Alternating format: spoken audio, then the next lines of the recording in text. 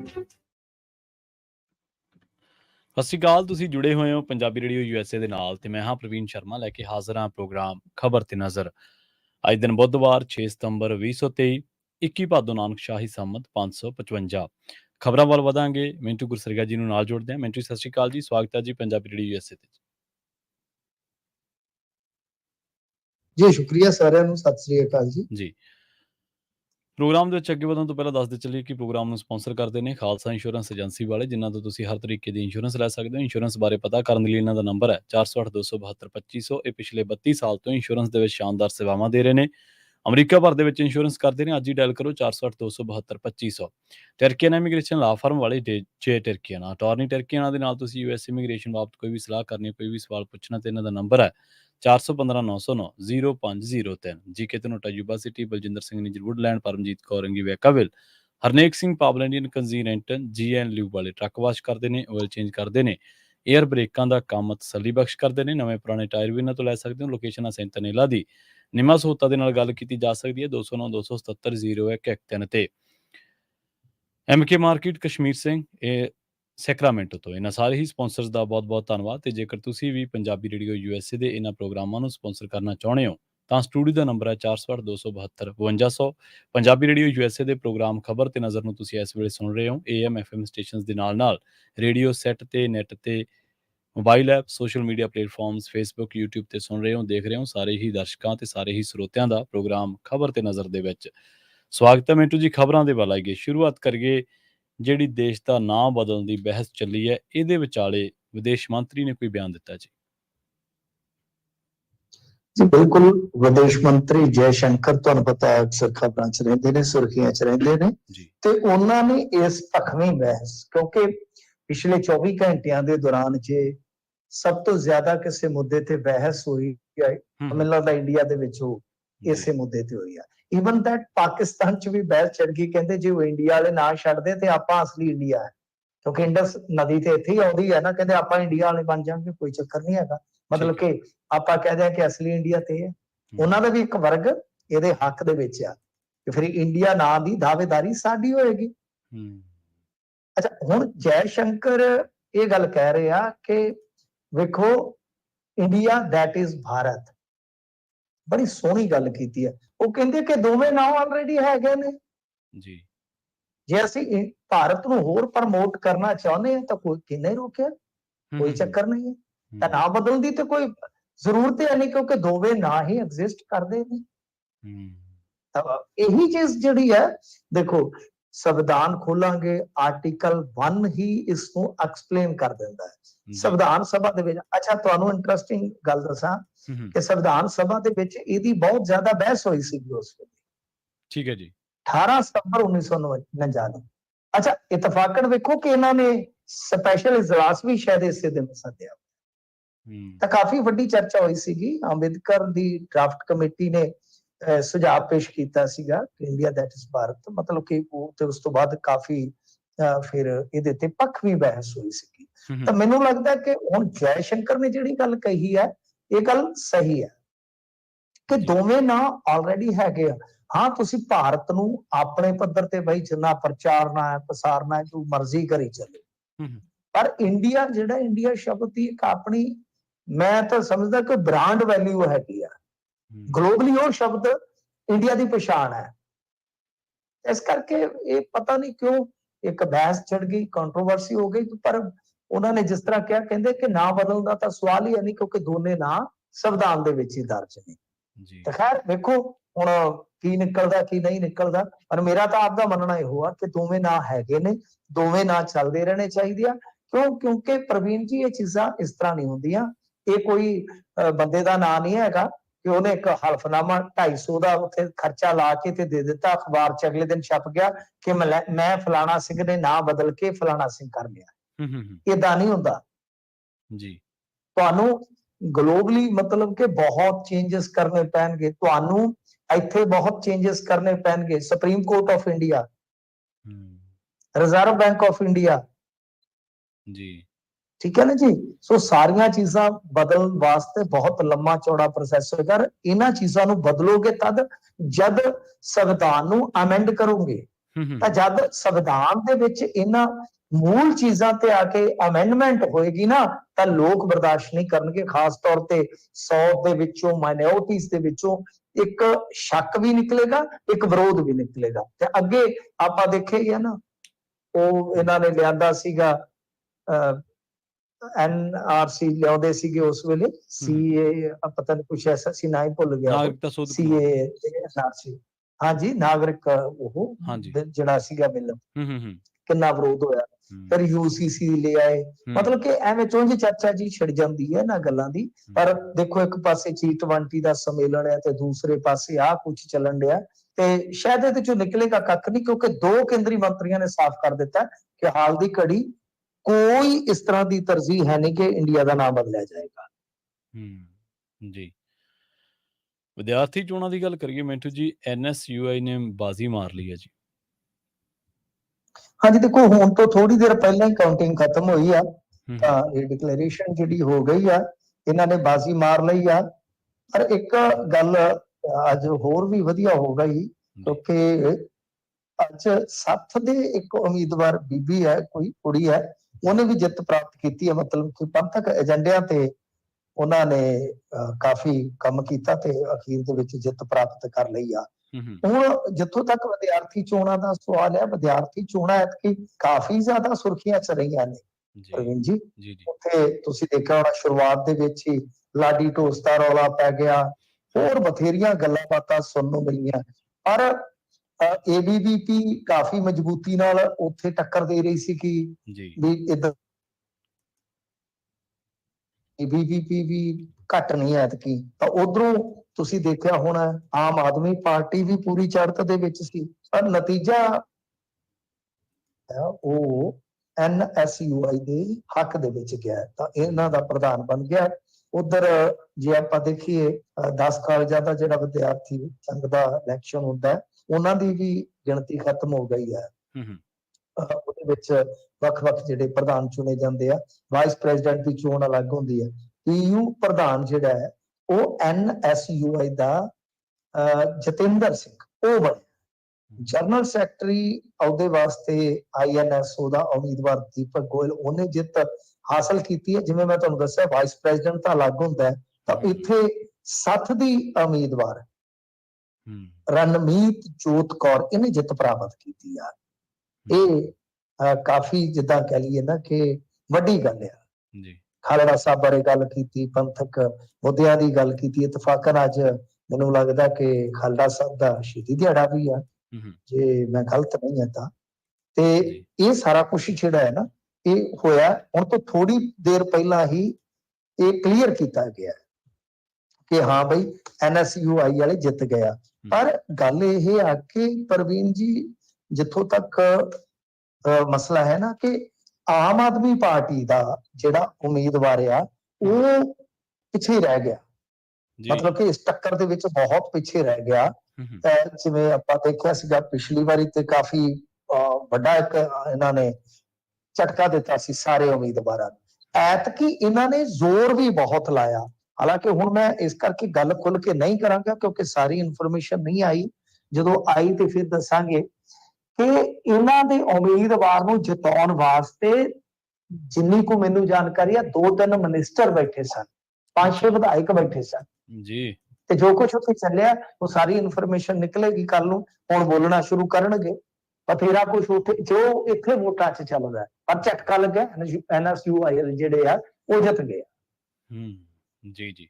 ਤੇ ਅਗਲੀ ਖਬਰ ਦੇ ਵੱਲ ਵਧੀਆ ਮਿੰਟੂ ਜੀ ਗੱਲ ਕਰੀਏ NSA ਵਾਲੇ ਕੇਸਾਂ ਦੀ। ਹੁਣ ਇਹਨਾਂ ਦੀ ਸੁਣਵਾਈ ਹੋਣੀ ਹੈ ਜੀ। ਹਾਂਜੀ, NSA ਵਾਲੇ ਕੇਸ ਜਿਹੜੇ ਆ, ਮਤਲਬ ਕਿ ਉਹੀ ਜਿਹਦੇ ਵਿੱਚ ਅਮਰਤਪਾਲ ਸਿੰਘ ਅਤੇ ਹੋਰ ਜਿਹੜੇ ਹੈਗੇ ਨੇ, ਜਿੱਦਾਂ ਦਲਜੀਤ ਸਿੰਘ ਕਲਸੀ ਆ, ਯਾਨੀ ਜਿਨ੍ਹਾਂ ਤੇ NSA ਲੱਗਿਆ, ਡਿਬਰੂਗੜ੍ਹ ਦੇ ਵਿੱਚ ਜਿਹੜੇ ਨਜ਼ਰਬੰਦ ਨੇ ਇਸ ਵੇਲੇ, ਤਾਂ ਉਹ ਸਾਰੇ ਹੋ ਗਏ ਕੇਸ NSA ਵਾਲੇ। ਇਹਨਾਂ ਦੀ ਜਿਹੜੀ ਹੁਣ ਸੁਣਵਾਈ ਆ ਹਾਈ ਕੋਰਟ 'ਚ ਹੋਏਗੀ, ਕਿਉਂਕਿ ਲੰਮਾ ਸਮਾਂ ਹੋ ਗਿਆ। ਹੁਣ ਜਿਹੜੀ ਮੁੱਢਲੀ ਸੁਣਵਾਈ ਆ ਉਹ ਇਸੇ ਚੀਜ਼ ਨੂੰ ਲੈ ਕੇ ਹੋਣੀ ਹੈ ਕਿ NSA ਕੀ ਜਾਇਜ਼ ਲੱਗਾ ਹੈ ਜਾਂ ਨਜਾਇਜ਼ ਲੱਗਾ ਹੈ। ਉਸ ਤੋਂ ਬਾਅਦ ਦੀਆਂ ਫਿਰ ਦੂਜੀਆਂ ਗੱਲਾਂ ਨੇ। ਤਾਂ ਜਿਹੜੇ ਨਜ਼ਰਬੰਦ ਨੇ, ਫਿਲਮਸਾਜ਼ ਇੱਕ ਤੇ ਹੋ ਗਿਆ ਦਲਜੀਤ ਸਿੰਘ ਕਲਸੀ, ਇਸ ਤੋਂ ਇਲਾਵਾ ਪਪਲਪ੍ਰੀਤ ਸਿੰਘ, ਭਗਵੰਤ ਸਿੰਘ, ਜਿਹਨੂੰ ਪ੍ਰਧਾਨ ਮੰਤਰੀ ਕਹਿੰਦੇ ਨੇ ਲੋਕ, ਕੁਲਵੰਤ ਸਿੰਘ ਰੌਕੇ, ਗੁਰਵਿੰਦਰ ਸਿੰਘ ਔਜਲਾ, ਗੁਰਮੀਤ ਸਿੰਘ ਬੁੱਕਣਵਾਲੀਆ, ਇਹਨਾਂ ਦੀ ਪਟੀਸ਼ਨਾਂ ਤੇ ਹੁਣ ਜਿਹੜੀ ਆ ਉਹ ਅੰਤਮ ਸੁਣਵਾਈ ਹੋਣੀ ਆ। ਇਹ ਸਾਰੀਆਂ ਪਟੀਸ਼ਨਾਂ ਨੇ ਇਸ ਵੇਲੇ, ਇਹਦਾ ਮਤਲਬ ਕਿ ਅਮਰਤਪਾਲ ਸਿੰਘ ਦਾ ਨਾਮ ਤੇ ਇਹਦੇ ਵਿੱਚ ਹੈ ਨਹੀਂ ਹਾਲ ਦੀ ਘੜੀ। ਤਾਂ ਇਸ ਮਾਮਲੇ 'ਚ ਜਸਟਿਸ ਰਾਜਵੀਰ ਸ਼ਹਿਰਾਵਤ ਦੀ ਬੈਂਚ ਨੇ ਕਿਹਾ ਕਿ ਕਿਸੇ ਵੱਲੋਂ ਸੁਣਵਾਈ ਅੱਗੇ ਪਾਉਣ ਦੀ ਹੁਣ ਬੇਨਤੀ ਮਨਜ਼ੂਰ ਨਹੀਂ ਕੀਤੀ ਜਾਏਗੀ। ਦਰਅਸਲ ਕੀ ਹੈ ਕਿ ਪਟੀਸ਼ਨ ਮੰਗਲਵਾਰ ਨੂੰ ਸੁਣਵਾਈ ਹਿੱਤ ਸੂਚੀਬੱਧ ਮਤਲਬ ਕਿ ਹੋਈ ਸੀਗੀ। ਜਦੋਂ ਸੁਣਵਾਈਆਂ ਹੁੰਦੀਆਂ ਨੇ ਸੂਚੀਬੱਧ ਇੱਥੇ ਰਜਿਸਟਰੀ 'ਚੋਂ ਲੱਗਦੀ ਹੈ ਸੁਣਵਾਈ। ਹਾਈ ਕੋਰਟ ਦੇ ਵਿੱਚ ਜਾਈਏ ਨਾ ਫਿਰ ਪਤਾ ਲੱਗਦਾ ਇਹਨਾਂ ਪੰਗਿਆਂ ਦਾ। ਆਪਾਂ ਨੂੰ ਇਹ ਲੱਗਦਾ ਕਿ ਸਾਰਾ ਕੁਝ ਹਾਈ ਕੋਰਟ 'ਚ ਜਾ ਕੇ ਤੇ ਪਹਿਲੀ ਸੱਠੀ ਹੋ ਜਾਂਦਾ, ਬਹੁਤ ਔਖਾ ਕੰਮ ਹੈ ਉੱਥੇ। ਤਾਂ ਮਤਲਬ ਕਿ ਤੁਸੀਂ ਜਾ ਕੇ ਪਟੀਸ਼ਨ ਪਾਉਣੀ ਹੈ, ਰਜਿਸਟਰੀ ਨੇ ਉਹ ਕੱਢਣੀ ਆ, ਫਿਰ ਸੂਚੀਬੱਧ ਹੋਣੀ ਆ। ਤਾਂ ਉਹ ਕਹਿੰਦੇ ਕਿ ਮੰਗਲਵਾਰ ਨੂੰ ਸੁਣਵਾਈ ਹਿੱਤ ਸੂਚੀਬੱਧ ਸੀ, ਪਰ ਇੱਕ ਵਕੀਲ ਜਿਹੜੇ ਸੀਗੇ ਪਟੀਸ਼ਨਰ ਦੇ, ਤਾਂ ਉਹਨਾਂ ਵੱਲੋਂ ਸੁਣਵਾਈ ਅੱਗੇ ਪਾਉਣ ਦੀ ਬੇਨਤੀ ਆਈ ਸੀ ਜੀ। ਤਾਂ ਦੂਜੇ ਪਾਸੇ ਜਿਹੜੇ ਗੁਰਿੰਦਰ ਸਿੰਘ ਔਜਲਾ ਦੇ ਵਕੀਲ ਸਨ, ਬਰਜਿੰਦਰ ਸਿੰਘ ਲੂੰਬਾ, ਉਹਨਾਂ ਨੇ ਇਹਦੇ ਵਿੱਚ ਬਈ ਛੇਤੀ ਸੁਣਵਾਈ ਕਰਨ ਦੀ ਅਪੀਲ ਕਰ ਦਿੱਤੀ। ਮਤਲਬ ਇੱਕ ਵਕੀਲ ਨੇ ਕਿਹਾ ਕਿ ਭਾਈ ਇੱਕ ਤਰੀਕ ਦਿੱਤੀ ਜਾਵੇ ਜਾਂ ਸਮਾਂ ਦਿੱਤਾ ਜਾਵੇ, ਪਰ ਦੂਸਰੇ ਪਾਸੇ ਗੁਰਵਿੰਦਰ ਸਿੰਘ ਔਜਲਾ ਦੇ ਵਕੀਲ ਨੇ ਕਿਹਾ, ਬਰਜਿੰਦਰ ਸਿੰਘ ਲੂੰਬਾ ਹੋਰਾਂ ਨੇ, ਕਿ ਨਹੀਂ ਇਸ ਮਾਮਲੇ 'ਚ ਸੁਣਵਾਈ ਛੇਤੀ ਕੀਤੀ ਜਾਣੀ ਚਾਹੀਦੀ ਹੈ। ਜਿਸ ਤੇ ਬੈਂਚ ਨੇ ਫਿਰ ਆਖਿਆ ਕਿ ਸੁਣਵਾਈ ਜਿਹੜੀ ਆ 15 ਸਤੰਬਰ ਤੇ ਰੱਖ ਦਿੰਦੇ ਆ। ਉਸ ਦਿਨ ਫਿਰ ਆਪਾਂ ਲਾਸਟ ਆਰਗੂਮੈਂਟ ਕਰ ਲਵਾਂਗੇ। ਤਾਂ ਮਤਲਬ ਲਾਸਟ ਆਰਗੂਮੈਂਟ ਦਾ ਕੀ ਮਤਲਬ ਹੈ ਕਿ ਸੁਣਵਾਈ ਹੋ ਗਈ। ਸੁਣਵਾਈ ਉਸ ਦਿਨ ਕੀ ਹੈ ਕਿ ਸਾਰੀਆਂ ਧਿਰਾਂ ਤਿਆਰ ਹੋ ਕੇ ਆਉਣਗੀਆਂ, ਆਪੋ ਆਪਣੇ ਮਤਲਬ ਕਿ ਜਿਹੜੇ ਉਹਨਾਂ ਦੇ ਪੱਖ ਹੋਣਗੇ ਉਹ ਉੱਥੇ ਬਹਿਸ ਦੇ ਰੂਪ 'ਚ ਰੱਖੇ ਜਾਣਗੇ। ਫਿਰ ਫੈਸਲਾ ਸ਼ਾਇਦ ਉਸੇ ਦਿਨ, ਜਾਂ ਕਈ ਵਾਰ ਕੀ ਹੁੰਦਾ ਹੈ ਕਿ ਰਿਜ਼ਰਵ ਰੱਖ ਲਿਆ ਜਾਂਦਾ ਹੈ ਤਾਂ ਅਗਲੇ ਕੁਝ ਦਿਨਾਂ 'ਚ ਆ ਜਾਂਦਾ ਹੈ। ਤਾਂ ਇਹ ਚੀਜ਼ ਹੈ ਕਿ ਜਿਹੜੇ ਲੋਕ ਇਸ ਮੁਤਲਕ ਅਪਡੇਟ ਚਾਹੁੰਦੇ ਸਨ ਬੜੇ ਦਿਨਾਂ ਤੋਂ, ਕਿ ਕੋਈ ਮੀਡੀਆ 'ਚ ਖਬਰ ਨਹੀਂ ਆ ਰਹੀ, ਕੋਈ ਕੁਝ ਨਹੀਂ, ਤਾਂ ਉਹਨਾਂ ਵਾਸਤੇ ਇਹ ਜਾਣਕਾਰੀ ਆ ਕਿ NSA ਤਹਿਤ ਜਿਹੜੇ ਨਜ਼ਰਬੰਦ ਨੇ ਡਿਬਰੂਗੜ੍ਹ, ਉਹਨਾਂ ਦੀ ਸੁਣਵਾਈ ਹੋਣ ਜਿਹੜੀ ਹੈ ਕੁਝ ਬੰਦਿਆਂ ਦੀ, ਆਪਾਂ ਕਹਿ ਲਈਏ ਕਿ ਅਮਰਤਪਾਲ ਸਿੰਘ ਦਾ ਨਾਮ ਤੇ ਇਸ ਸੂਚੀ 'ਚ ਨਹੀਂ ਹੈ ਜਿੰਨਾ ਕੁ ਮੈਂ ਪੜਿਆ, ਤੇ ਬਾਕੀ ਪਤਾ ਨਹੀਂ ਸ਼ਾਇਦ ਕੋਈ ਅੱਡ ਤੋਂ ਪਟੀਸ਼ਨ ਹੋਵੇ, ਤਾਂ ਜਿੰਨੇ ਕੁ ਨਾਂ ਆਪਾਂ ਮੈਂਸ਼ਨ ਕੀਤੇ ਇਹਦੇ ਵਿੱਚ ਤੇ ਹੈ ਨਹੀਂਗਾ। ਤੇ ਇਹ ਜਿਹੜੇ ਹੈਗੇ ਆ ਸਾਰੇ, ਇਹਨਾਂ ਦੀ ਸੁਣਵਾਈ ਜਿਹੜੀ ਆ ਉਹ ਸੂਚੀਬੱਧ ਹੋ ਗਈ, ਤੇ ਹੁਣ ਇਹਦੀ ਮਤਲਬ ਕਿ ਤਰੀਕ ਜਿਹੜੀ ਆ ਸਤੰਬਰ ਮਹੀਨੇ ਦੇ ਵਿੱਚ ਹੀ ਰੱਖ ਦਿੱਤੀ ਗਈ ਆ। ਤਾਂ 15 ਸਤੰਬਰ ਨੂੰ ਸੁਣਵਾਈ ਹੋਏਗੀ। ਉਹ ਤੋਂ ਬਾਅਦ ਫਿਰ ਪਤਾ ਲੱਗੇਗਾ ਕਿ NSA ਕਿਹਦੇ ਤੇ ਇਹ ਜਾਰੀ ਰੱਖਦੇ ਆ, ਕਿਹਦੇ ਤੇ ਇਹ ਲੱਗਾ NSA ਤੋੜ ਦਿੰਦੇ। ਜੀ ਮਿੰਟੂ ਜੀ, ਮੋਗੇ 'ਚ ਕਹਿੰਦੇ ਖੋਲਿਆ ਜਾਣਾ UPSC ਦੀ ਤਿਆਰੀ ਵਾਸਤੇ ਕੇਂਦਰ। ਨਹੀਂ, ਬਹੁਤ ਅੱਛੀ ਗੱਲ ਆ, ਕਿਉਂਕਿ ਦੇਖੋ ਦੋ ਚੀਜ਼ਾਂ ਵਧੀਆ ਹੋਈਆਂ ਸਨ। ਵਧੀਆ ਨੂੰ ਹਮੇਸ਼ਾ ਵਧੀਆ ਕਹਿਣਾ ਚਾਹੀਦਾ। ਇੱਕ ਤਾਂ SGPC ਵਾਲਿਆਂ ਨੇ ਤਿਆਰੀ ਕੀਤੀ ਸੀ ਕਿ ਅਸੀਂ ਵੀ UPSC ਦੀ ਤਿਆਰੀ ਕਰਾਇਆ ਕਰਾਂਗੇ ਜਿਹੜੇ ਸਿੱਖ ਬੱਚੇ ਆ, ਮਤਲਬ ਕਿ ਜਿਹੜੇ ਬੜੇ ਬ੍ਰਿਲੀਅੰਟ ਬੱਚੇ ਹੁੰਦੇ ਨੇ ਪੜ੍ਹਾਈ ਦੇ ਵਿੱਚ, ਜੀਨੀਅਸ ਬੱਚੇ ਹੁੰਦੇ ਨੇ, ਕਿ ਇਹਨਾਂ ਨੂੰ ਅਸੀਂ UPSC ਕਰੈਕ ਕਰਨ ਵਾਸਤੇ ਤਿਆਰ ਕਰਾਂਗੇ। ਮੈਨੂੰ ਬਹੁਤ ਅੱਛਾ ਲੱਗਿਆ, ਕਿਉਂਕਿ ਮੈਂ ਤੇ ਬਹੁਤ ਚਿਰੋਕਣੀ ਮੰਗ ਕਰਦਾ ਸੀਗਾ ਇਹ ਕਿ ਸਿੱਖ ਬੱਚਿਆਂ ਨੂੰ, ਖਾਸ ਤੌਰ ਤੇ ਜਿਹੜੇ ਜ਼ਰੂਰਤਮੰਦ ਬੱਚੇ ਆ ਤੇ ਬੜੇ ਜੀਨੀਅਸ ਬੱਚੇ ਆ, ਉਹਨਾਂ ਨੂੰ SGPC ਸਪੋਰਟ ਕਰੇ, ਕਿਉਂਕਿ ਸਿੱਖਾਂ ਦੀ ਹਿੱਸੇਦਾਰੀ ਇਸ ਸਿਸਟਮ ਦੇ ਵਿੱਚ ਯਾਨੀ ਉੱਚ ਰੈਂਕਾਂ ਤੇ ਹੋਣੀ ਬਹੁਤ ਜ਼ਰੂਰੀ ਹੈ। ਮੁਸਲਮਾਨ, ਜੇ ਤੁਸੀਂ ਵੇਖੋਗੇ ਮੁਸਲਮਾਨਾਂ ਦੀ ਗਿਣਤੀ ਬਹੁਤ ਹੁੰਦੀ ਹੈ ਸਿੱਖਾਂ ਦੇ ਮੁਕਾਬਲੇ। UPSC ਜਦੋਂ ਵੀ ਕਰੈਕ ਹੁੰਦੀ ਨਾ, ਉਹਨਾਂ ਦੀ ਤਾਦਾਦ ਜ਼ਿਆਦਾ ਹੁੰਦੀ ਹੈ ਹਮੇਸ਼ਾ। ਤਾਂ ਉਹ ਆਪਣੀ ਹਾਜ਼ਰੀ ਆਲਵੇਜ਼ ਦਰਜ ਕਰਵਾਉਂਦੇ ਨੇ, ਤੇ ਇੱਧਰ ਘਟਦੀ ਜਾ ਰਹੀ ਹੈ ਮੁਸਲਸਲ ਲਗਾਤਾਰ। ਤਾਂ ਕਾਹਦੇ ਕਰਕੇ, ਉਹਦੇ ਕਾਰਨ ਕਈ ਹੋ ਸਕਦੇ ਆ। ਤਾਂ ਹੁਣ SGPC ਨੇ ਵੀ ਐਲਾਨ ਕਰ ਦਿੱਤਾ ਸੀ, ਤੇ ਬਰਾਬਰ ਫਿਰ ਸਰਕਾਰ ਨੇ ਵੀ ਕਿਹਾ ਸੀਗਾ ਕਿ ਅਸੀਂ ਵੀ ਪੰਜਾਬ ਦੇ ਵਿੱਚ 8 UPSC ਸੈਂਟਰ ਖੋਲਾਂਗੇ। ਤਾਂ ਜਿਹਦੇ ਵਿੱਚ ਇੱਕ ਸੈਂਟਰ ਇਹਨਾਂ ਨੇ ਮੋਗੇ ਐਲਾਨ ਦਿੱਤਾ ਕਿ ਸਭ ਤੋਂ ਪਹਿਲਾਂ ਮੋਗੇ ਵਾਲਾ ਜਿਹੜਾ ਉਹ ਕਰਾਂਗੇ, ਤੇ ਨਾਲ ਇਹਨਾਂ ਨੇ ਕਿਹਾ ਕਿ ਪਹਿਲਾਂ ਦਿੱਲੀ, ਚੰਡੀਗੜ੍ਹ, ਕੋਟਾ, ਲੁਧਿਆਣੇ ਵਰਗੇ ਸ਼ਹਿਰਾਂ ਦੇ ਵਿੱਚ ਇਹ ਸੈਂਟਰ ਹੋਇਆ ਕਰਦੇ ਸੀ, ਪਰ ਹੁਣ ਛੋਟੇ ਸ਼ਹਿਰਾਂ ਦੇ ਵਿੱਚ ਵੀ ਅਸੀਂ ਖੋਲਾਂਗੇ। ਲਾਇਬ੍ਰੇਰੀ ਵੀ ਕਹਿੰਦੇ ਆ ਕਿ ਖੋਲੀ ਜਾਏਗੀ। ਚਲੋ ਦੇਖੋ, ਗੱਲ ਇਹ ਹੈ ਕਿ ਬਹੁਤ ਵਧੀਆ ਹੈ, ਪਰ ਇਹਦੇ ਵਿੱਚ ਤਿਆਰੀ ਜਿਹੜੀ ਹੈ ਨਾ, ਉਹ ਇਹ ਨਹੀਂ ਹੋਣੀ ਚਾਹੀਦੀ ਕਿ ਸਰਕਾਰ ਨੇ ਬਸ ਖੋਲ ਦਿੱਤਾ ਸੈਂਟਰ ਤੇ ਇੱਕ ਪ੍ਰਾਪਤੀ ਜੀ ਕਰ ਲਈ, ਇਸ਼ਤਿਹਾਰ ਜੇ ਲਵਾ ਲਿਆ ਅਖਬਾਰਾਂ 'ਚ। ਤੁਹਾਡੀ ਤਿਆਰੀ ਕਰਵਾਉਣ ਵਾਲੇ ਉਸਤਾਦ ਤਗੜੇ ਹੋਣੇ ਚਾਹੀਦੇ ਆ, ਕਿਉਂਕਿ ਇਹ ਪ੍ਰੀਖਿਆ ਪ੍ਰਵੀਨ ਜੀ ਹਾਰੀ ਸਾਰੀ ਦਾ ਕੰਮ ਨਹੀਂ ਹੈ, ਹੂੰ, ਨਾ ਹੀ ਇਹਦੀ ਤਿਆਰੀ ਕਰਵਾਉਣੀ ਹਾਰੀ ਸਾਰੀ ਦਾ ਕੰਮ ਹੈ। ਜੀ, ਯੂਪੀਐਸਸੀ ਪਸੀਨੇ ਛੁਡਾ ਦਿੰਦੀ ਹੈ, ਪਰ ਜਿਹੜਾ ਯੂਪੀਐਸਸੀ ਕਰ ਗਿਆ ਹੂੰ, ਭਾਈ ਉਹਦੀ ਜ਼ਿੰਦਗੀ ਬਣ ਗਈ, ਉਹਦੀ ਜ਼ਿੰਦਗੀ ਬਣ ਗਈ। ਤੇ ਯੂਪੀਐਸਸੀ ਕਰਕੇ ਜਿਹੜਾ ਚੰਗਾ ਰੈਂਕ ਹਾਸਲ ਕਰ ਗਿਆ, ਚੰਗੀ ਪੋਸਟ ਤੇ ਲੱਗ ਗਿਆ, ਉਹ ਕਈਆਂ ਦੀ ਜ਼ਿੰਦਗੀ ਬਦਲ ਦਿੰਦਾ ਅੱਗੇ। ਹੂੰ, ਡਿਪਟੀ ਕਮਿਸ਼ਨਰ ਇੱਥੋਂ ਲੱਗਣੇ ਨੇ, ਜੀ, ਤਾਂ ਇੱਕ ਡਿਪਟੀ ਕਮਿਸ਼ਨਰ ਜ਼ਿਲ੍ਹੇ ਦਾ ਇੱਕ ਤਰ੍ਹਾਂ ਨਾਲ ਮਾਲਕ ਹੈ, ਹੂੰ, ਹੂੰ, ਹੂੰ, ਹੂੰ, ਕੁਝ ਵੀ ਕਰ ਸਕਦਾ, ਕੁਝ ਵੀ। ਹੂੰ, ਐਮਪੀ ਲੈਡ ਆਉਂਦਾ ਤੇ ਐਮਪੀ ਲੈਡ ਜਿਹੜਾ ਐਮਪੀ ਹੈ ਉਹ ਡਾਇਰੈਕਟ ਖਰਚਾ ਨਹੀਂ ਕਰਦਾ, ਹੂੰ, ਹੂੰ, ਉਹ ਡਿਪਟੀ ਕਮਿਸ਼ਨਰ ਨੂੰ ਕਹਿੰਦਾ ਹਜ਼ੂਰ ਇੱਧਰ ਕਰੋ ਮਾੜਾ ਜਿਹਾ ਹੂੰ, ਖਰਚਾ। ਸੋ ਆ ਹੈ ਯੂਪੀਐਸਸੀ। ਇਹ ਯੂਪੀਐਸਸੀ ਇਦਾਂ ਨਹੀਂ ਹੈ ਕਿ ਕੋਈ ਬਾਰੀ ਲੱਗੀ ਆ ਤੇ ਬਾਰੀ ਦੇ ਵਿੱਚੋਂ ਨਿਕਲਣਾ ਵਾ, ਸੌਖੇ ਸੌਖੇ ਨਿਕਲ ਜਾਓ ਤੇ ਪਰਲੇ ਪਾਸੇ ਲੰਘ ਗਏ ਤਾਂ ਤੁਸੀਂ ਆਈਐਸ ਬਣ ਗਏ। ਹੂੰ, ਇਸ ਵਾਸਤੇ ਇਹ ਠੀਕ ਹੈ, ਮੈਂ ਕਹਿੰਦਾ ਕਿ ਬਹੁਤ ਅੱਛੇ ਉਪਰਾਲੇ ਨੇ ਦੋਨਾਂ ਦੇ, ਸਿੱਖ ਸੰਸਥਾ ਦੇ ਵੀ ਅੱਛੇ ਨੇ ਤੇ ਸਰਕਾਰ ਦੇ ਵੀ ਅੱਛੇ ਨੇ, ਪਰ ਇਹਨਾਂ ਦਾ ਜਿਹੜਾ ਮਾਰਕਾ ਹੋਣਾ ਚਾਹੀਦਾ ਉਹ ਬੜਾ ਸਿਰੇ ਦਾ ਆਲਾ ਤਰੀਨ ਹੋਣਾ ਚਾਹੀਦਾ ਹੈ। ਜੇ ਖਾਣਾ ਪੂਰਤੀਆਂ ਕਰਨੀਆਂ ਤੇ ਫਿਰ ਉਹ ਤੇ ਚੱਲੀ ਜਾਂਦੀਆਂ ਨੇ। ਹੂੰ, ਜੀ। ਤੇ ਮਿੰਟੂ ਜੀ ਗੱਲ ਕਰੀਏ ਅਨਸੇਫ ਕਮਰਿਆਂ ਦੀ, ਜਿਵੇਂ ਆਪਾਂ ਕੱਲ ਵੀ ਗੱਲ ਕੀਤੀ ਸੀਗੀ ਕਿ ਇੱਕ ਅਧਿਆਪਕਾ ਦੀ ਮੌਤ ਹੋ ਗਈ ਛੱਤ ਡਿੱਗਣ ਕਰਕੇ। ਪੰਜਾਬ ਦੇ ਵਿੱਚ ਸਕੂਲਾਂ ਦੇ ਵਿੱਚ ਜਿੰਨੇ ਵੀ ਅਨਸੇਫ ਕਮਰੇ ਆ, ਸੁਰੱਖਿਅਤ ਕਮਰੇ ਆ, ਉਹਨਾਂ ਦੀ ਗਿਣਤੀ ਕਹਿੰਦੇ ਦਰਜਨਾਂ ਦੇ ਵਿੱਚ ਹੈ ਜੀ। ਚਲੋ ਇੱਕ ਅੱਛੀ ਗੱਲ ਹੈ ਕਿ ਅੱਜ ਤੋਂ ਕੁਝ ਸਾਲ ਪਹਿਲਾਂ ਇੱਕ ਸੱਜਣ ਨੇ ਆਰਟੀਆਈ ਪਾਈ ਸੀ ਤਾਂ ਉਹਦੇ ਵਿੱਚ 1200 ਤੋਂ ਵੱਧ ਸ਼ਾਇਦ ਸਕੂਲਾਂ ਦੇ ਅਨਸੇਫ ਕਮਰੇ ਸਨ। ਹੂੰ, ਹੂੰ, ਅੱਜ ਕਈ ਸਾਲਾਂ ਬਾਅਦ ਘੱਟੋ ਘੱਟ ਇਹ ਹੈ ਕਿ 68 ਕੁ ਕਮਰੇ ਅਨਸੇਫ ਜਿਹੜੇ ਆ ਉਹ ਸਾਹਮਣੇ ਆਏ ਨੇ ਇੱਕ ਮੀਡੀਆ ਰਿਪੋਰਟ ਦੇ ਅਨੁਸਾਰ। ਕਿਉਂਕਿ ਲੁਧਿਆਣੇ ਦੇ ਵਿੱਚ ਛੱਤ ਡਿੱਗੀ ਸੀ, ਆਪਾਂ ਉਹਦੀ ਗੱਲ ਕੀਤੀ ਸੀ ਕਿ ਹਾਲੇ ਵੀ ਬਹੁਤ ਸਾਰੇ ਕਮਰੇ ਇਸ ਤਰ੍ਹਾਂ ਦੇ ਹੋਣਗੇ ਜਿਹੜੇ ਕਿ ਅਨਸੇਫ ਕਹੇ ਜਾ ਸਕਦੇ ਆ।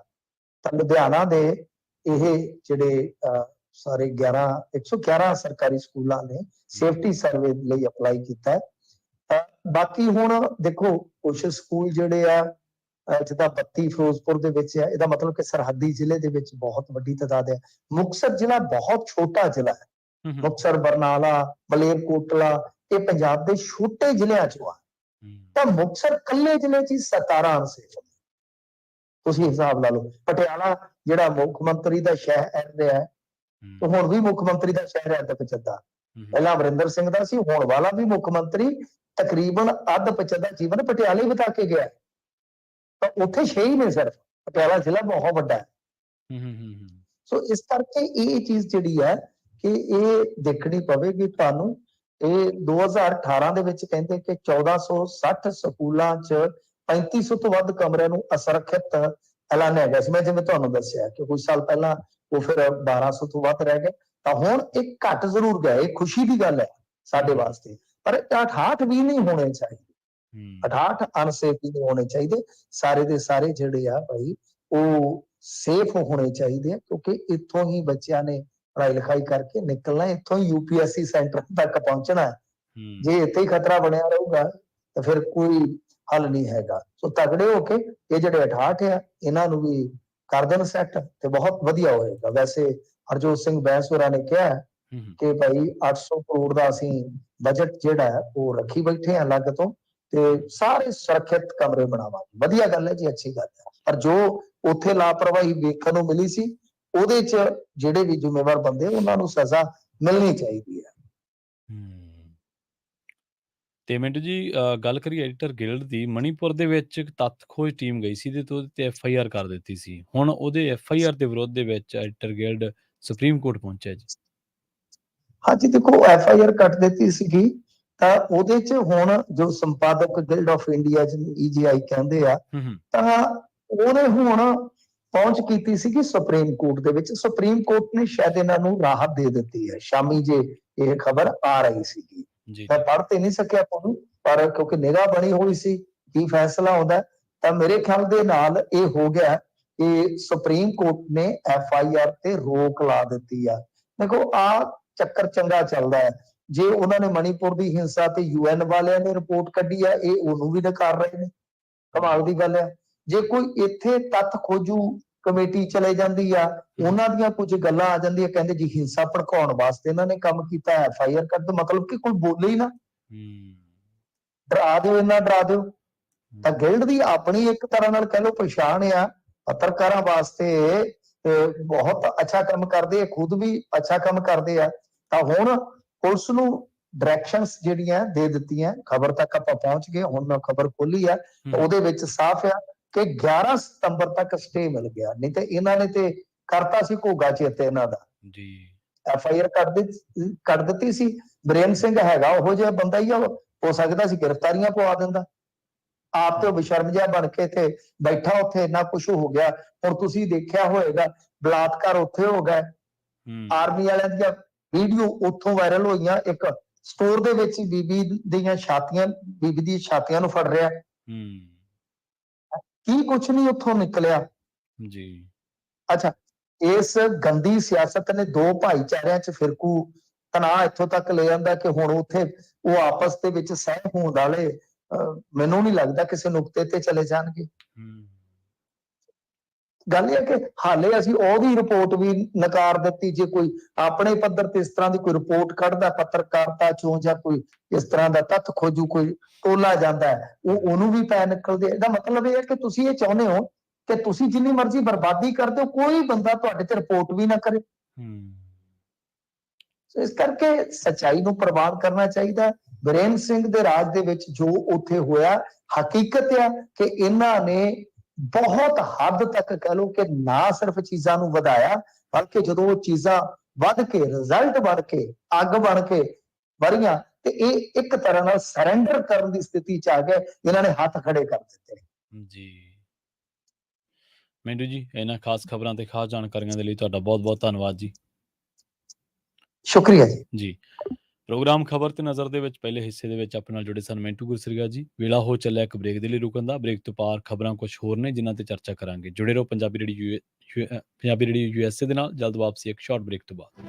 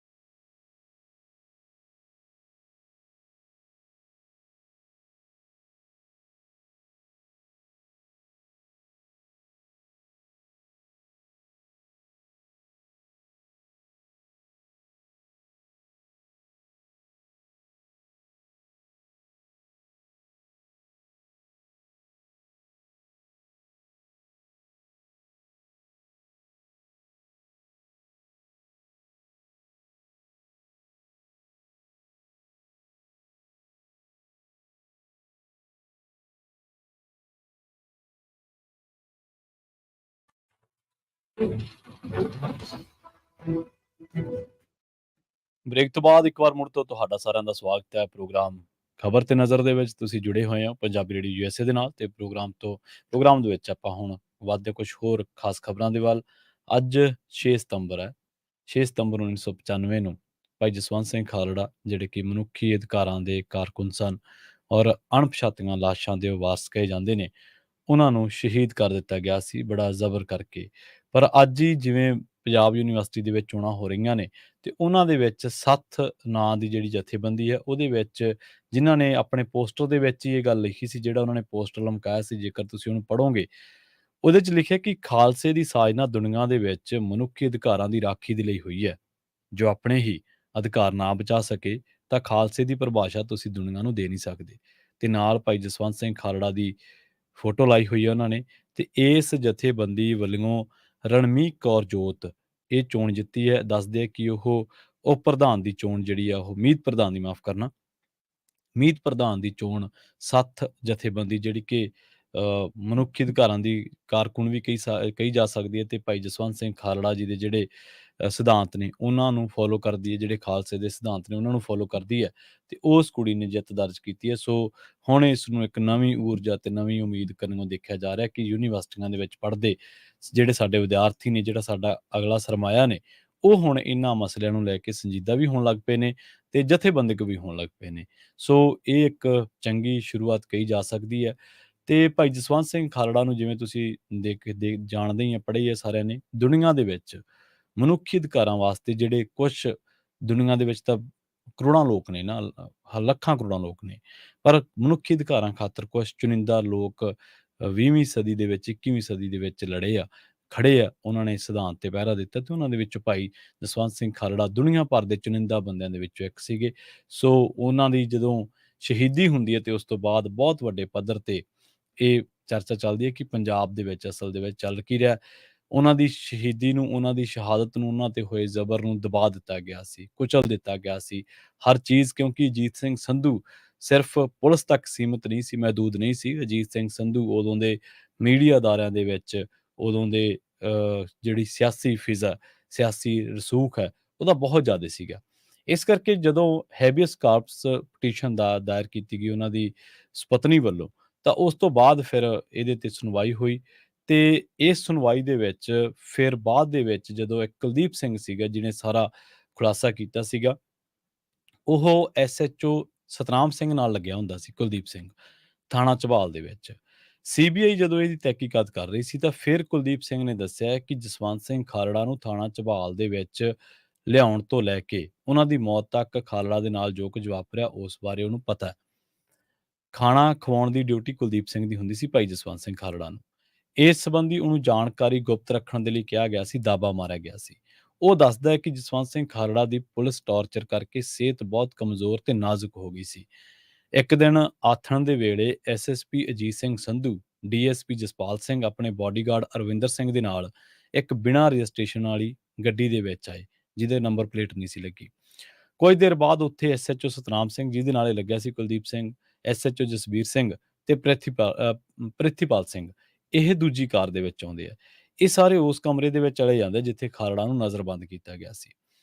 ਐਸਐਸਪੀ ਅਜੀਤ ਸਿੰਘ ਸੰਧੂ ਨੇ ਖਾਲੜਾ ਨੂੰ ਕਿਹਾ ਕਿ ਤੂੰ ਆਪਣੀਆਂ ਗਤੀਵਿਧੀਆਂ ਬੰਦ ਕਰ ਦੇ, ਇਹ ਜਿਹੜਾ ਤੂੰ ਕੰਮ ਕਰਦਾ, ਲੋਕਾਂ ਨੂੰ ਦੱਸਦਾ ਅਣਪਛਾਤੀਆਂ ਲਾਸ਼ਾਂ ਦੇ ਬਾਰੇ, ਇਹ ਬੰਦ ਕਰ ਦੇ, ਰੋਕ ਦੇ। ਭਾਈ ਖਾਲੜਾ ਨੇ ਜਵਾਬ ਦਿੱਤਾ ਕਿ ਮੈਂ ਇਹ ਕੰਮ ਨਹੀਂ ਰੋਕ ਸਕਦਾ। ਤਾਂ ਉਸ ਤੋਂ ਬਾਅਦ ਉਹਨਾਂ ਦੀ ਕੁੱਟਮਾਰ ਕੀਤੀ ਗਈ ਬੜੇ ਬੁਰੇ ਤਰੀਕੇ ਦੇ ਨਾਲ। ਉਸ ਤੋਂ ਬਾਅਦ ਉਹਨੂੰ ਐਸਐਸਪੀ ਅਜੀਤ ਸਿੰਘ ਸੰਧੂ ਦੇ ਘਰ ਲਿਜਾਇਆ ਜਾਂਦਾ, ਭਾਈ ਜਸਵੰਤ ਸਿੰਘ ਖਾਲੜਾ ਨੂੰ। ਕੌਣ ਲਿਜਾਂਦੇ ਆ? ਐਸਐਚਓ ਸਤਨਾਮ ਸਿੰਘ, ਕੁਲਦੀਪ ਸਿੰਘ, ਇਹ ਐਸਐਸਪੀ ਅਜੀਤ ਸਿੰਘ ਸੰਧੂ ਦੇ ਘਰ ਭਾਈ ਜਸਵੰਤ ਸਿੰਘ ਖਾਲੜਾ ਨੂੰ ਲੈ ਕੇ ਜਾਂਦੇ ਆ। ਕੁਝ ਹੋਰ ਪੁਲਿਸ ਵਾਲੇ ਸੀਨੀਅਰ ਅਧਿਕਾਰੀ ਵੀ ਉੱਥੇ ਆਏ ਹੁੰਦੇ ਆ।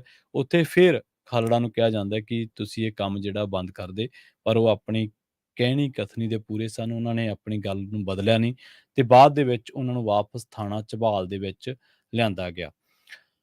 ਕੁਝ ਦਿਨਾਂ ਬਾਅਦ ਉਹ ਦੱਸਦਾ, ਕੁਲਦੀਪ ਸਿੰਘ, ਜਿਹੜਾ ਕਿ ਇਸ ਮਾਮਲੇ ਦੇ ਵਿੱਚ ਫਿਰ ਸੀਬੀਆਈ ਦੇ ਨਾਲ ਗਵਾਹ ਬਣਿਆ ਸੀ, ਉਹ ਕਹਿੰਦਾ ਕਿ ਇੱਕ ਦਿਨ ਹੱਥ ਨੇ ਜਸਪਾਲ ਸਿੰਘ, ਜਿਹੜਾ ਕਿ ਡੀਐਸਪੀ ਸੀਗਾ, ਅਰਵਿੰਦਰ ਸਿੰਘ ਉਹਦਾ ਬਾਡੀਗਾਰਡ, ਤੇ ਫਿਰ ਸੁਰਿੰਦਰਪਾਲ ਸਿੰਘ, ਜਸਬੀਰ ਸਿੰਘ ਤੇ ਪ੍ਰਿਥੀਪਾਲ ਉੱਥੇ ਆਉਂਦੇ ਆ।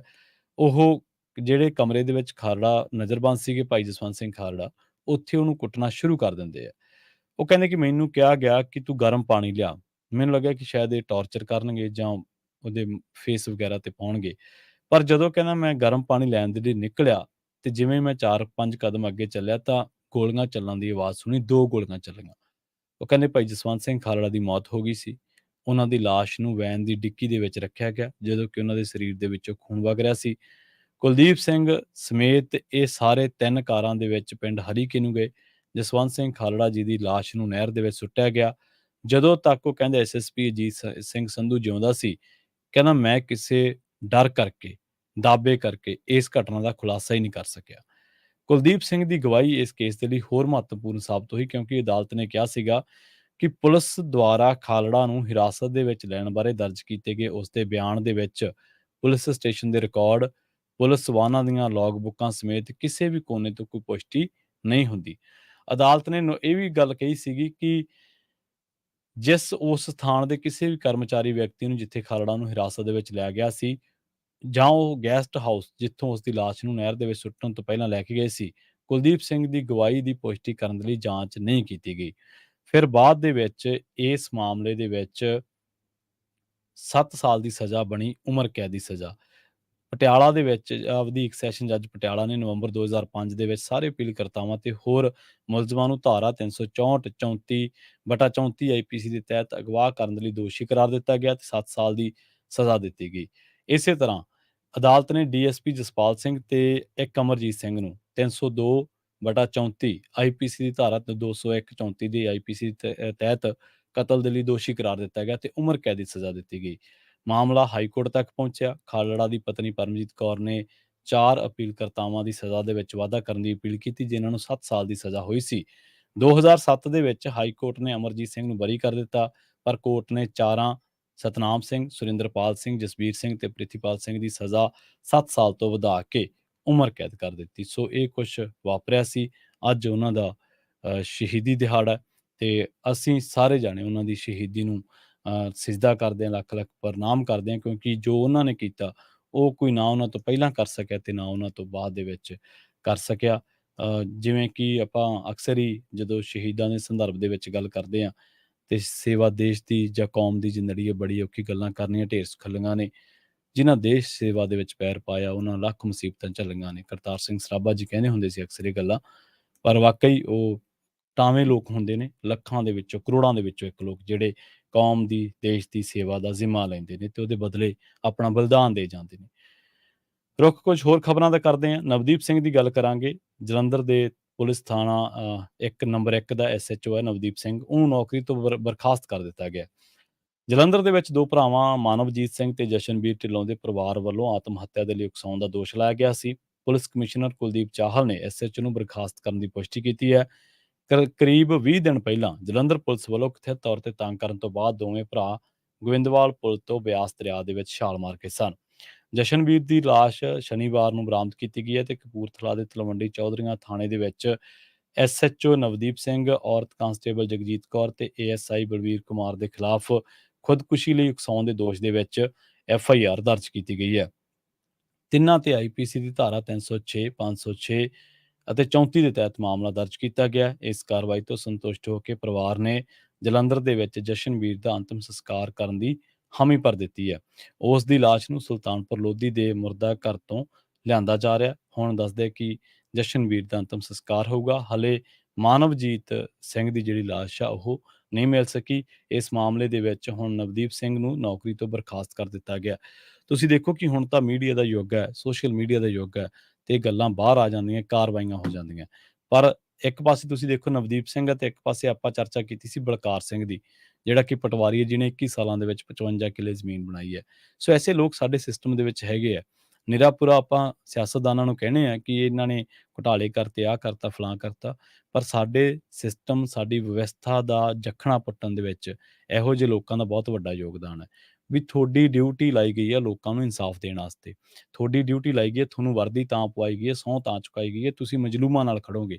ਤੁਸੀਂ 4 ਨੋਟ ਦੇਖੇ ਨਹੀਂ ਤੇ ਮਜ਼ਲੂਮਾਂ ਨੂੰ ਗਾਲਾਂ ਕੱਢਣੀਆਂ, ਉਹਨਾਂ ਨੂੰ ਥਾਣਿਆਂ ਦੇ ਵਿੱਚ ਜ਼ਲੀਲ ਕਰਨਾ ਸ਼ੁਰੂ ਨਹੀਂ ਕੀਤਾ।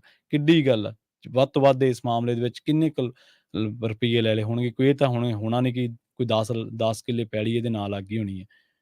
ਕਿੱਡੀ ਜ਼ਿਲਤ ਹੈ, ਕਿੱਡੀ ਇਹ ਬੰਦੇ ਦੀ ਕਰੋਨਾ ਵੇਲੇ ਤੋਂ ਹੀ ਇਹ ਬੰਦੇ ਦੀ ਲਾਪਾ ਹੋ ਰਹੀ ਹੈ। ਇਹਨੇ ਇੱਕ ਗਰੀਬ ਸਬਜ਼ੀ ਵਾਲੇ ਦੀ ਟੋਕਰੀ ਦੇ ਵਿੱਚ ਲੱਤ ਮਾਰੀ ਸੀ, ਵੀਡੀਓ ਹੁਣ ਵੀ ਤੁਹਾਨੂੰ ਮਿਲ ਜਾਣੀ ਹੈ। ਸੋ ਇਹੋ ਜਿਹੇ ਲੋਕ ਧੱਬਾ ਨੇ ਸਿਸਟਮ ਦੇ ਉੱਤੇ, ਔਰ ਸਿਆਸਤਦਾਨਾਂ ਨੂੰ ਤਾਂ ਥੋੜ੍ਹਾ ਜਿਹਾ ਲੋਕ ਖੰਡ ਜ਼ਿਆਦਾ ਪਾਉਂਦੇ ਆ, ਕਿਉਂਕਿ ਉਹਨਾਂ ਦੀ ਸਰਪ੍ਰਸਤੀ ਤੋਂ ਬਿਨਾਂ ਇਹਨਾਂ ਦੇ ਵਿੱਚ ਇੰਨਾ ਹੌਸਲਾ ਨਹੀਂ ਹੋ ਸਕਦਾ। ਕਿਸੇ ਵੀ ਕੁਰਸੀ ਤੇ ਬੈਠੇ ਬੰਦੇ ਨੂੰ ਜਿੰਨਾ ਚਿਰ ਸਿਆਸੀ ਸ਼ਹਿ ਨਾ ਹਾਸਲ ਹੋਵੇ, ਜਿੰਨਾ ਚਿਰ ਉਹਦੇ ਤੇ ਉਹਦੇ ਪੋਲੀਟੀਕਲ ਅਕਾਵਾਂ ਦਾ ਹੱਥ ਨਾ ਹੋਵੇ, ਉਹਨਾਂ ਚਿਰ ਉਹਦੀ ਜ਼ਰੂਰਤ ਨਹੀਂ ਪੈਂਦੀ ਕਿ ਮੈਂ ਕਾਨੂੰਨ ਦੀ ਹੱਦ ਬਾਹਰ ਲੰਘ ਜਾ। ਪਰ ਇਹੋ ਜਿਹੇ ਲੋਕ ਪੁਲਿਸ ਦੇ ਸਿਸਟਮ ਦੇ ਉੱਤੇ, ਵਰਦੀ ਦੇ ਉੱਤੇ ਧੱਬਾ ਨੇ, ਜਿਵੇਂ ਆਪਾਂ ਅਜੀਤ ਸਿੰਘ ਸੰਧੂ ਦੀ ਗੱਲ ਕਰਕੇ ਹਟੇ ਹਾਂ, ਇਹ ਦਾਗ ਨੇ।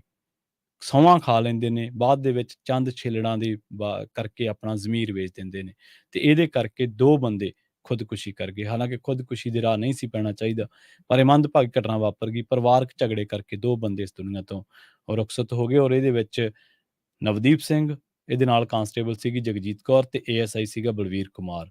ਇਹਨਾਂ ਦੇ ਖਿਲਾਫ ਹੁਣ ਖੁਦਕੁਸ਼ੀ ਦੇ ਲਈ ਉਕਸਾਉਣ ਦੇ ਦੋਸ਼ ਦੇ ਵਿੱਚ FIR ਦਰਜ ਕੀਤੀ ਗਈ ਹੈ। ਪੰਜਾਬੀ ਰੇਡੀਓ USA ਦੇ ਪ੍ਰੋਗਰਾਮ ਖਬਰ ਤੇ ਨਜ਼ਰ ਨੂੰ ਆਪਾਂ ਇੱਥੇ ਹੀ ਸਮਾਪਤ ਕਰਾਂਗੇ। ਮੈਨੂੰ ਪ੍ਰਵੀਨ ਸ਼ਰਮਾ ਨੇ ਦਿੱਤੀ ਇਜਾਜ਼ਤ। ਜੁੜੇ ਰਹੋ ਪੰਜਾਬੀ ਰੇਡੀਓ USA ਦੇ ਨਾਲ। ਅਗਲੀ ਪੇਸ਼ਕਸ਼ ਪ੍ਰੋਗਰਾਮ ਅਪਡੇਟ ਅਮਰੀਕਾ ਪ੍ਰੋਗਰਾਮ ਦੇ ਵਿੱਚ ਅਮਰੀਕਾ ਦੇ ਨਾਲ-ਨਾਲ ਵਿਸ਼ਵ ਭਰ ਦੇ ਵਿੱਚ ਵਾਪਰੀਆਂ ਅਹਿਮ ਵੱਡੀਆਂ ਖਾਸ ਘਟਨਾਵਾਂ, ਖਬਰਾਂ ਦੇ ਬਾਰੇ ਤੁਹਾਨੂੰ ਦਿੱਤੀਆਂ ਜਾਣਗੀਆਂ ਖਾਸ ਜਾਣਕਾਰੀਆਂ। ਬਹੁਤ-ਬਹੁਤ ਧੰਨਵਾਦ। ਸਤਿ ਸ਼੍ਰੀ ਅਕਾਲ।